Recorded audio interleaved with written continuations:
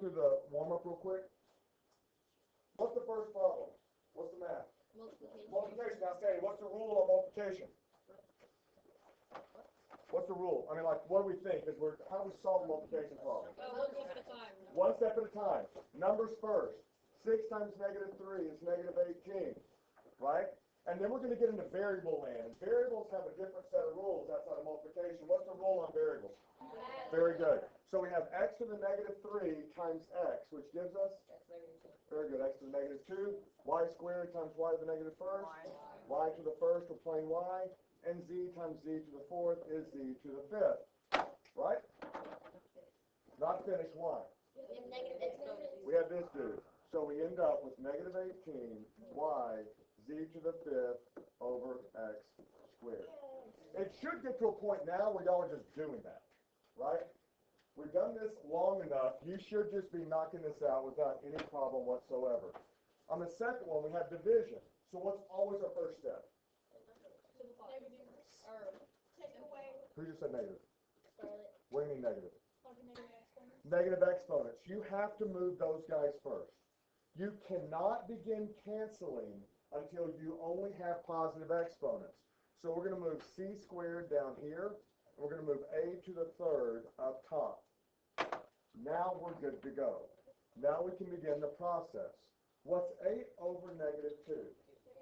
Negative 4. And by the way, just really quickly, if you have a fraction, you should never have a negative in the denominator. In other words, you should never have that. If you're going to write this properly, it would be negative 1 over 2. Negative 1/2. The negative always belongs to the numerator. If you have a negative in a fraction, it always belongs to the numerator. Even if it's sitting out front, like you have negative 1/2 like this, assume the negative belongs to the numerator. And that'll make more sense when we get to unit 4. But never give me a negative in the denominator of any fraction. Okay? So anyway, so we get back to it. Where are the A's? Top. How many? 7. Very good. A to the 7. B's, top and bottom. Top. By 1. Good. And C's? Bottom by 1. Perfect. And that's your final answer. And that is it. Be systematic. Find that checklist in your brain where you're doing the same thing every time, no matter what. If you do that, guys, you'll find this is the kind of thing that twisted y'all all up about 3 weeks ago. Now you're just doing it, right? And that's really what it is. It's about practicing something so that you find that routine and those steps. And once you do that, this is not all that difficult, okay? Unit 4 will do the same thing after it knocks you around a little bit. Now we're going to talk about solving proportions. Now, if you'll remember back to 6th grade and 7th grade, when you have a proportion, by the way, what is a proportion? A ratio. It's not just a ratio, it's 2 ratios, and they must be equal. They must be equal. Otherwise, they're not a proportion. And the way we used to do it is we would give you like a proportion that was like 1 over 2 equals x over 8. Good call. Thank you. Impressive. Now, how can you find this missing variable? There are actually 2 different ways to do it. Josh. Do what? Well, that was not one of them. You had 2 options and you didn't, Jake. You do like multiply 1 times 8 and divide by 2. Ah, that's the one. Oh my gosh, you just said that out loud. Oh, you said that's not the word. Okay.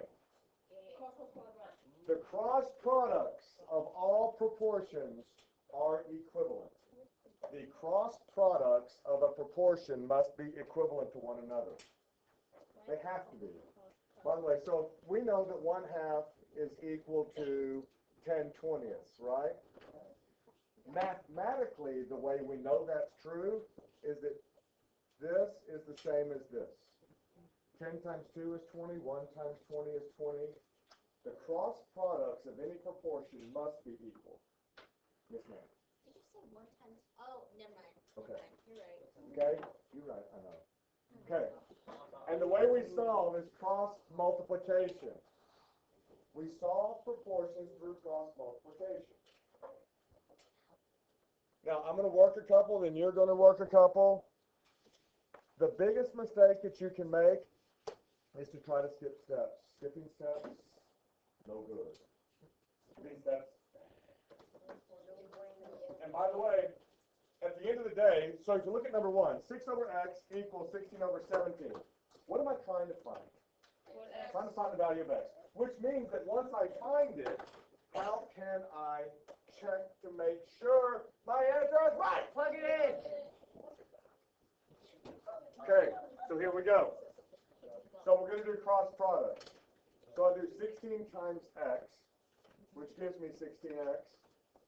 And I set it equal to 7 times 6, which is 42. And so far I've done nothing that you can't do on a calculator if you wish. If multiplication facts were never your thing, then you've arrived at the right place. Now, we still have to find the value of x, and how do we find the value of x? Divide by 16. Now, really quickly, what is my rule on whether or not you can use a decimal? Okay, it has to be a terminating decimal. Do not write 2.3 with a line over it. I just put a big red X on it. If you doubt that, look at your homework, those of you that did that.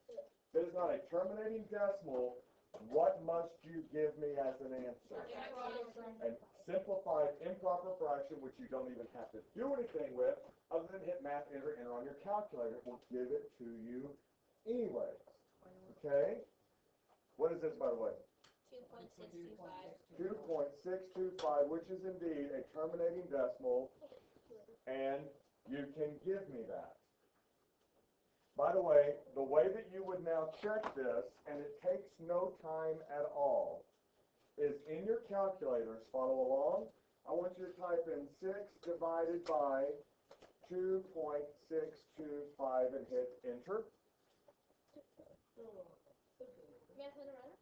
No, just leave it. Just hit enter. Then, without hitting clear, I want you to type in 16 divided by 7 and hit enter, which is the other half of our proportion. Imagine that, which means you now know your answer's right, and that took 10 seconds. If you decide to watch a movie in between, Brandon, I'm sorry. Well, here's our original problem, right? So you plug in x. You plug in your x value for x. You type in 6 divided by 2.625. What do you think you type in again after that? 16 divided by 7.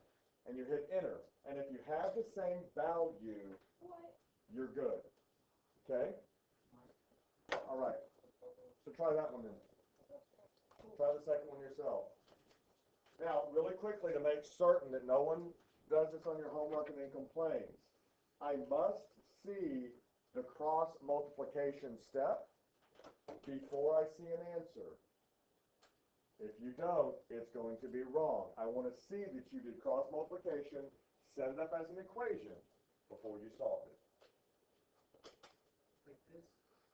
Like you just do that?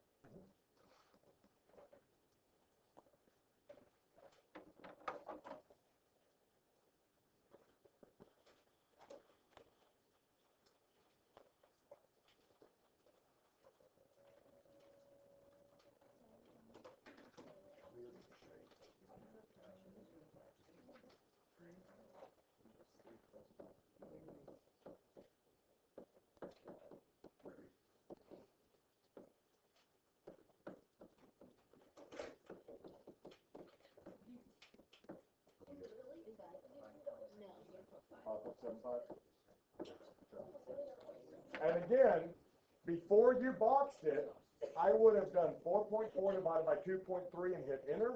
I would have done 11 divided by 5.75 and hit enter, which again takes 10 seconds, and it's a way to verify that you have the right answer. It's that simple. Any questions on that? All right, let me show you what happens here. Now, it's not always going to be that easy. We're going to give you expressions in the fraction. It doesn't change anything other than the fact that before you start, I want you to put the expression in parentheses. Now, here's what happens. We cross multiply, which is 10 times b plus 5. equals 35. That's just cross products. Then, you're right, Spencer, then you have to distribute your 10 to both those numbers. So you end up with 10b plus 50 equals 35. Now, the mistake that every kid makes is that second term. Like you're going fast and you just go, oh, 10b plus 5, and you just write it.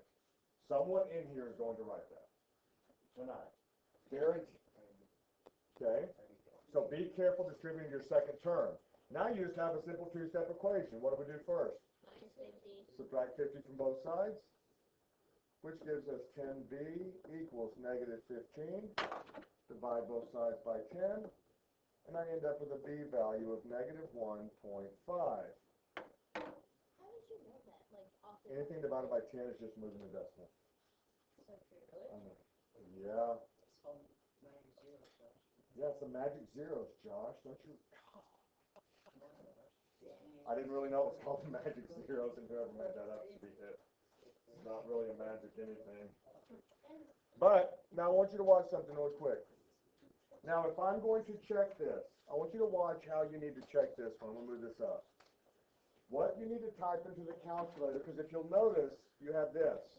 But you put parentheses around the b plus 5, which is a good thing, because you're now going to type in 7 divided by parentheses b, negative 1.5 plus 5, close your parentheses, then hit enter. Okay? If you don't, things will go terribly bad for you. Now, once you get that, you do 10 divided by 5, which is? 4, 2. Yes, 17! 27. Right. Are you done? Okay.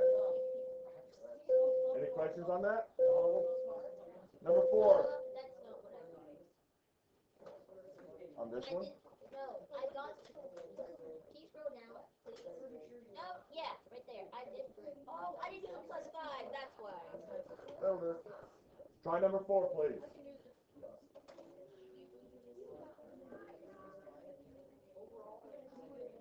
Remember, put your expressions, put the little expressions in the fraction in parentheses before you cross multiply.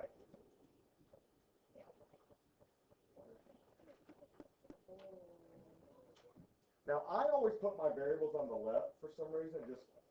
It works better for me. It doesn't really matter, but it does.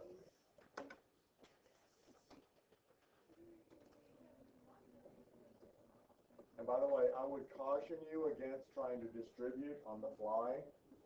You will mess it up. Not every time, but when it counts, you'll make a mistake. Meaning a lot of people will write down 27 minus 9r right on this first step instead of writing it with the parentheses.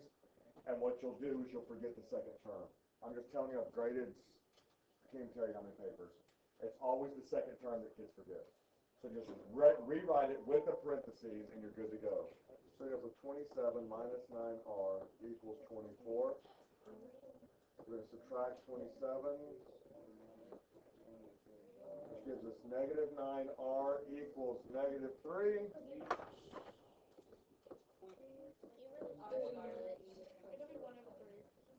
Oh. Yep. See, that's why I don't put the negative. That's why I make a variable on the left. I thought you said you liked the variable on the left. No, I like the variable on the left. Did I? Yeah. You told them to Shut up, read it. Cindy. I can tell them what you tell me. Why? So you can go be a student? Do not. Okay, it's okay. Do not write point 3 repeating. Oh, yes. Shut up. Math, enter will do it for you. I didn't say. Yes, I did. Okay, let's just get past it. Okay. Now, if you are going to test this, I want you to watch how you have to fill on the right side. I'm assuming you can do 4 divided by 9. On the left, you end up with this. 3 minus 1/3 divided by 6. That's this written out. Use all those parentheses. Fractions go in parentheses, the expression goes in parentheses, all that kind of thing happens. Okay, and you will some of the time, and then other times you're gonna be like, oh, Mr. Smith, I'm not gonna know, because you didn't listen. Okay, just throw it out there. Okay. Last one. 6. Done. Done. You skipped 5. I'm assuming you get it. So here we go. 8 times C minus 9 equals 5 times C plus 5. Now we distribute. 8C minus 72 equals 5C plus 25. Now I have variables on both sides, just like we did on Friday. I'll subtract 5C, which gets me 3C on the left. I would add 72, which gets me 97 on the right. Divide both sides by 3 to isolate my variable. And your answer, if you do math enter to make certain, is 97 thirds. And that's the answer I would expect to see when you gave it to me. Don't tell me it's 32 1/3. Don't tell me it's 32.3 repeating. I'm going to simplify the proper fraction if it's a bad fraction. Okay? Any questions on this? Okay, you have classwork, homework. Do your classwork, please. Okay? Oh,